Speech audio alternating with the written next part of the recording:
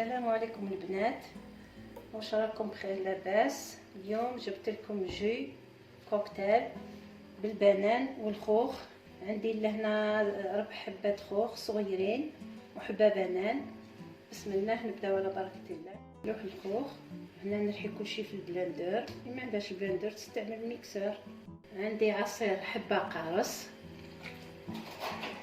وعندي بطايورت، ديروا الذوق اللي تحبوه. انا درت ذوق البنان. عندي زست تاع حبه قارص ونص كاس سكر على حسب الذوق. وهنا عندي إطرامة بصح ما نكبهاش الكل، كب نصها نرحي ونشوف.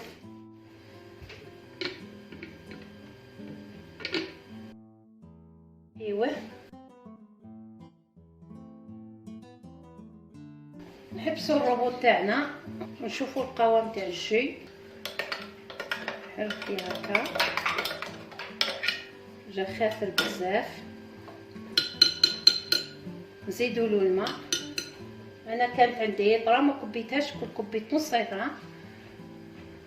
نزيد شويه ونشوف كل واحد كيفاه يشتي القوام تاع الجي تاعو. واحد يشتيه خاطر، واحد يشتيه خفيف.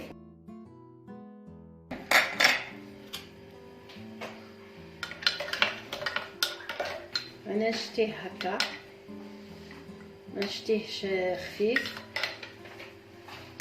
بالنسبه للتصفيه كل واحد كيفاه، واحد يشتيه مصفي، واحد يشتيه يجي فيه لي بيلباد تاع لي فروي. كل واحد كيفاه الذوق تاعو.